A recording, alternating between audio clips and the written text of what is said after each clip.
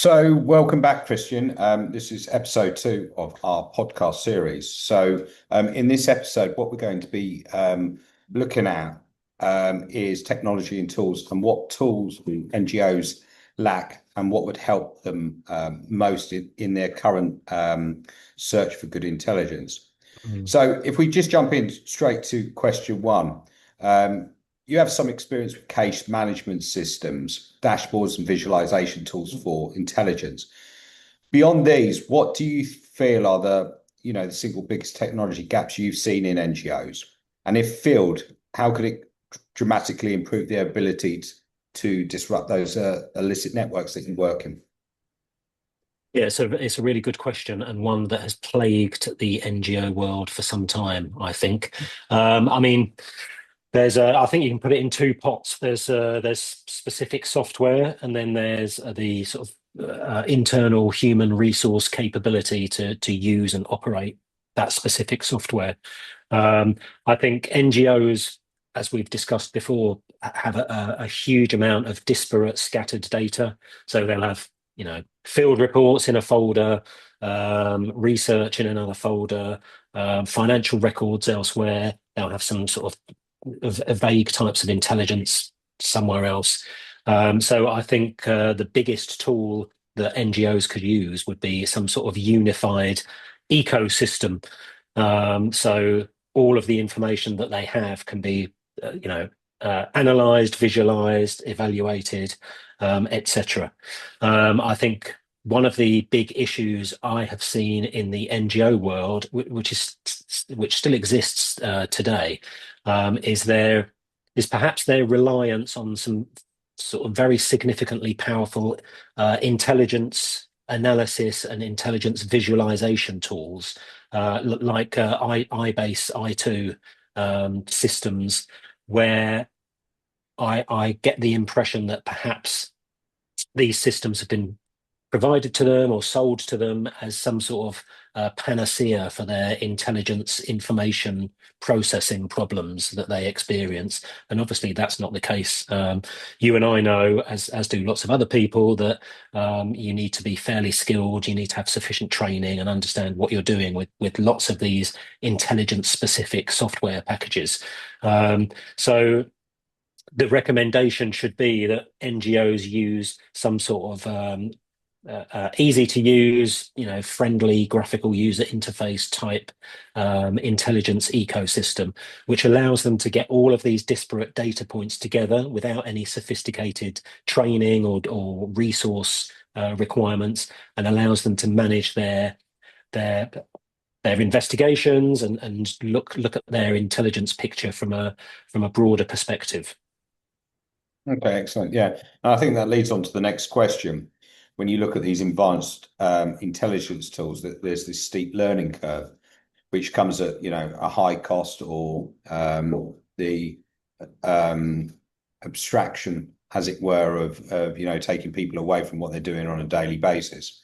So, based on your work, what's a realistic starter stack of affordable, user-friendly technology that you would recommend for a small NGO, or one that's building that's really going to have a meaningful impact on their intelligence capability, and perhaps not looking at the I2 or IBase side of it? Is there something more commercially available, more simple out there for them to use? Yeah, I mean, there are, don't get me wrong, there are dozens of platforms and software suites that NGOs could use. Very, very often, these are very focused towards either law enforcement or military or intelligence applications. So they're not necessarily the most friendly things for NGOs to use. I mean, I have always advocated that we don't need to reinvent the wheel necessarily. You need to understand what does an NGO want from such a software suite. What tools do they need? And essentially, it's just about managing information and being in a position to have immediate access to that information, to allow evaluation and to allow some form of visualization, whether that's a basic Excel bar graph or something slightly more sophisticated like a Power BI dashboard or something like that. But I mean, the reality is you can build this sort of capacity and capability without breaking the bank. That's really, really important for NGOs. It's all about having secure and smart processes. And there are so many tools available that will enable NGOs to do that. So, fundamental open source tools for managing information are readily available for either zero or little cost.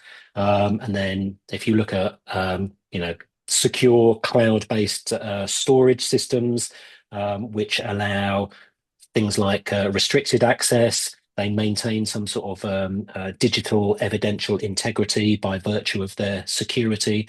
They're encrypted, for example. It's all about not only identifying those systems that you can use, but also about then using them to their best effectiveness for your needs. You can easily have a fairly robust intelligence capability without a significant financial outlay.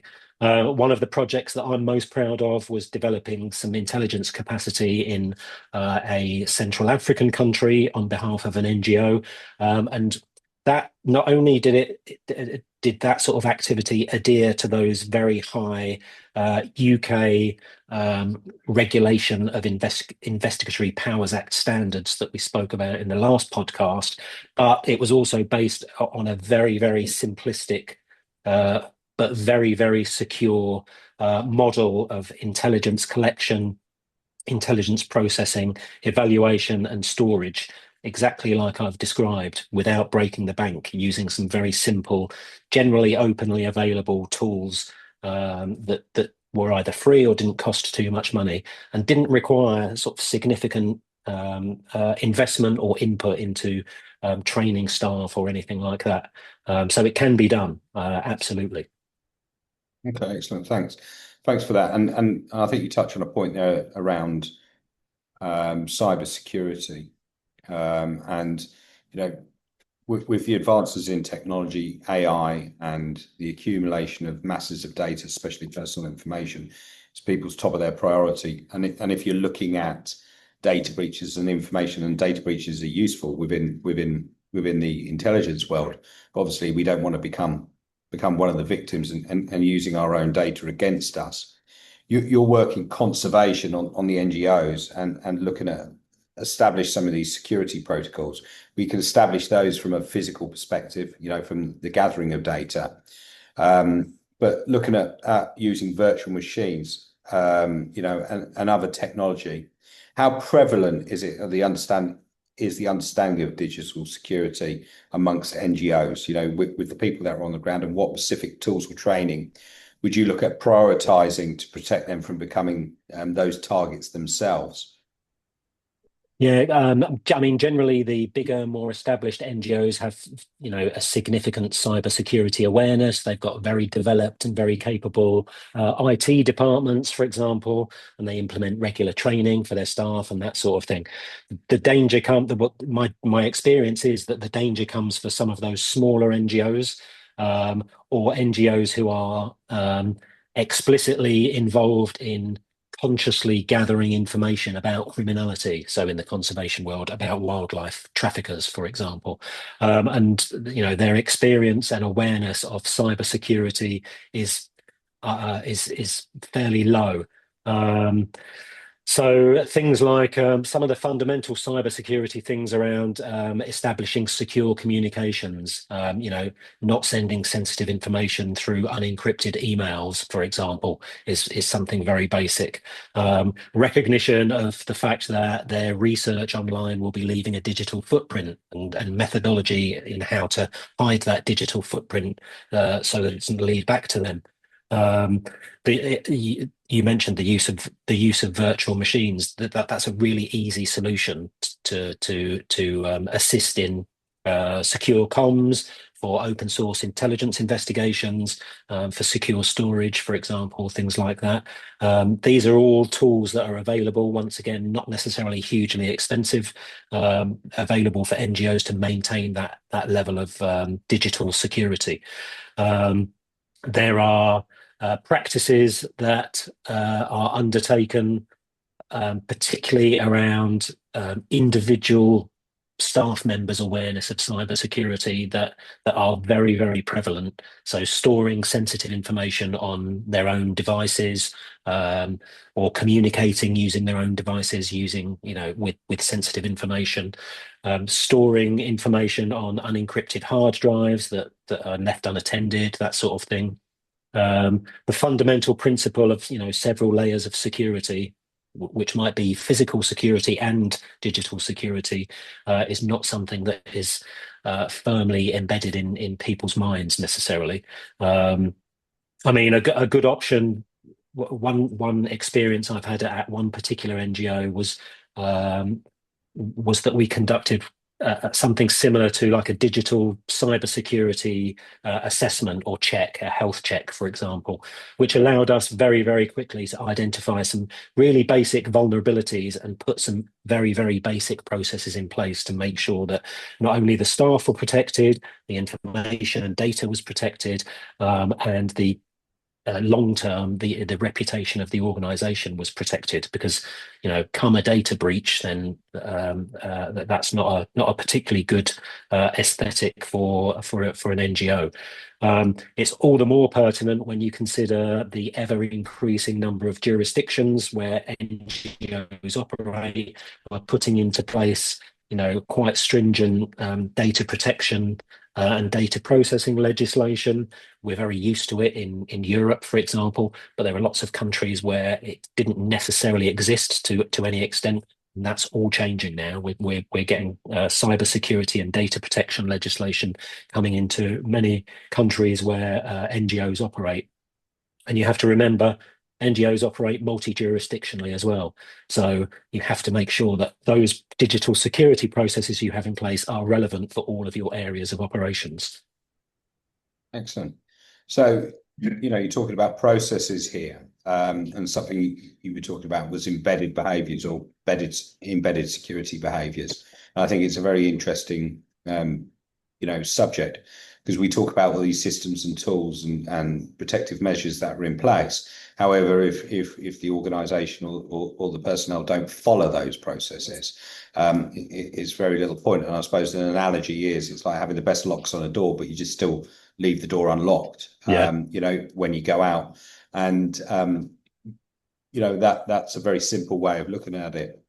And we talk about this layered approach within security as well, like the onion. You pull back those layers of the onion, and there's another layer of security. Yeah. On this question, this is really focused on creating those processes and managing the intelligence. And what we mean about here is also the security of the intelligence, or the evidence that you've got, the chain of custody around that. We know from a law enforcement background, evidence, DNA sample could be obtained. When it goes to court, they're going to challenge the chain of custody, or they're going to challenge the not the forensic evidence, but the way we've handled it. Again, looking at this chain of custody, can you elaborate on why these specific tools are critical for NGO work? Is it a trust thing? Is it around credibility? Is it around what is this evidence going to be used for something? And what other challenges are there for small organisations or small NGOs that are just starting out, that don't have the infrastructure, the processes, and perhaps the experience of some of the larger organisations globally? Yeah, it's, again, another like super important question. I think that generally I would apply, if you're working with NGOs or working in an NGO who are involved in any form of gathering of information of criminal activity, whether that's, a humanitarian NGO looking at people trafficking, or a conservation NGO looking at wildlife trafficking, I would always apply the what if scenario. So what if this information ends up being used in a court process, in a prosecution or something like that? I would always apply that principle. What if a third-party media outlet gets wind of the fact that we are conducting an investigation? How do I ensure that I can react to any sort of spurious accusations with integrity and credibility and transparency? That should be the sort of ongoing mindset. So maintaining this electronic or physical chain of custody around the information that we're gathering is absolutely crucial. Whether your intention is just to use that information for academic research, whether it's just for intelligence purposes for your own NGO, whether it's for sharing with law enforcement just for intelligence, or whether it's something that might ultimately contribute to a prosecution case, maintaining the integrity of that data is incredibly important. Um, it's it's probably something, in my experience, in lots of African nations, it's probably something that's been sort of roundly ignored. That is very often to do with the fact that different different judicial processes, particularly the sort of francophone judicial processes, don't necessarily lend themselves to evidence being challenged in the same way that we might be used to. So therefore, it's not really taken into account. But nonetheless, certainly over the last couple of years, I've seen, even in those difficult jurisdictions, I've seen fairly well established criminals now starting to employ very switched on defense teams, for example, who will challenge evidence and who will take umbrage with the fact that these screenshots have not been maintained securely and therefore they might have been manipulated, etc. So there are quite a few pieces of software available that allow you to retain digital evidence in its original format and make sure that its integrity is maintained. For example, in layman's terms, for example, issuing it a very, very long, unique serial number that's only attributed to that piece of data. And that's a bit like the equivalent of our numbered self-seal plastic evidence bags that we would put physical evidence into and then seal. It's sort of the digital equivalent of that. So there are processes and pieces of software that are available to enable NGOs and other actors to do that sort of stuff. Now, I'm not saying necessarily that all of those pieces of software will allow you to then present that to a court. But nonetheless, it's all about having that mindset. It's about maintaining this mindset of evidential integrity and posing that what if question. What if this does go to court? What if this goes to, I don't know, some sort of tribunal or something like that? I need to be in a position where I can stand up in that court or in that tribunal and account for the chain of custody for that piece of data or that piece of information or whatever it might be. And it's an important consideration that I think is possibly moved to the back burner in many cases. Okay, excellent. And lastly, really reflecting on your experience of operating these various platforms and tools you've used for open source intel for data analysis and maintaining the integrity of perhaps the intelligence or the evidence that you've gathered. If you were going to design a piece of software or look at something what's really missing within the market without, as you say, reinventing the wheel, what core features do you think that software would have? What's its objective? And how is that going to save NGOs time? It's going to be easy to use, like, we've already spoken about, the high volume of training that goes into this. What is this software going to be for those NGOs? I mean, 100%, I would suggest something like we would have it in law enforcement. We would call it a compromise database or a flagging database or something like that. So it would be a tool that's specifically designed to operate in what I would suggest is a zero trust environment. So NGOs and other partners are very well known for operating in silos. It's exactly as we would have experienced in the law enforcement world, where different units would never talk to one another and never exchange information. It's no different to that, really. But NGOs specifically are not particularly collaborative or sharing with the information that they have. So I would try and establish some piece of software which would effectively operate in this zero trust environment. So it would allow different organizations to upload data on a particular entity. That might be an individual, a location, a species, a network, a vehicle, whatever it might be. But with so each organization would have very sort of granular control over that information. So they could share particular types of information without, for example, compromising any specifics, without compromising the source of that information, obviously, or without compromising their specific interest in that individual or that vehicle. So, from a very fundamental level, let's say NGO A is interested in Joe blogs, they would enter Joe blogs onto the system. NGO B is also interested in Joe blogs, so they search for Joe blogs, and then it comes up that NGO A may have an interest. So NGO B can then contact NGO A, have a discussion, perhaps establish some sort of working relationship where they might share actual information. This is something that, to be honest with you, James, I have posited and proposed probably since 2016. I mean, there is a gap here, but all to no avail for the time being. But we'll see if that's something that might get developed in the future.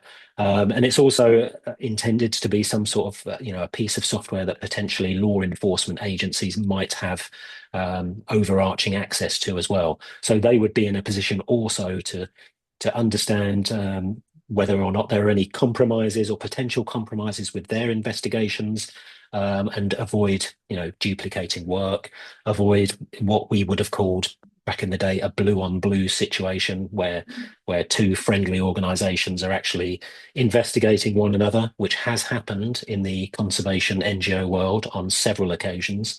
And so, a tool like this would be pretty essential and crucial. But that would be my ideal piece of software that I would posit for NGO investigations, definitely.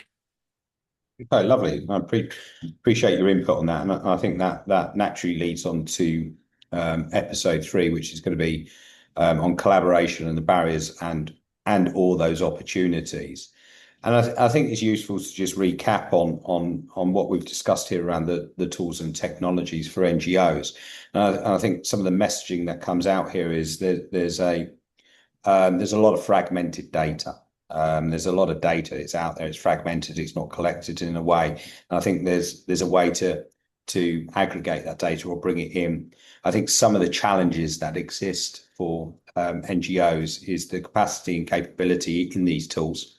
From what I've seen of working within the intelligence community for a couple of decades, is sometimes if you very rarely use the tools, you become de-skilled in them. You don't know their full capability. People move on, so there's not a transfer of knowledge, and then people have got to be retrained. And looking at some of the legacy law enforcement and good tools that are out there like I2 or iBase, they're very, very useful. But for some smaller NGOs, one, they're expensive, and two, how often do they use them?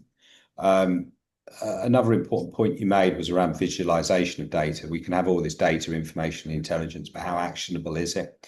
And how do we visualize that and make it easy to view? And then drill down into the actual information that sits there. And you probably want to see this one pane of glass, see all this information that feeds coming in. And then comes the challenges, the cybersecurity side of it. How do you protect the data that you've got, and what's best practice? Lastly, really for how do we operate this technology and these tools is being process driven. What processes have we adopted as an organization, as an NGO, and to manage that chain of custody, to manage that data that sits there, and are we adhering to those processes? Are we deploying best practice? Have we got embedded security behaviors that exist within the organization? And then lastly, we talk about a tool, and it's the collaboration side, and it's the sharing of information, the security of sharing that information. How do we sanitize it? How do we anonymize it? So it's of use to people, but also protects those sources, perhaps, of where we've got it from, and how is it actionable, and who can gain access to it. Yeah. So look, I really thank you for participating in episode 2. As I mentioned, My pleasure. Episode 3, Christian, will be on collaboration and what those barriers and or opportunities are. And we'll explore, I think, a little bit more around those tools and some of those other techniques. But thank you once again for your time, Christian, and I look forward to speaking soon. Thanks very much, James. Good to be here as usual. Thank you.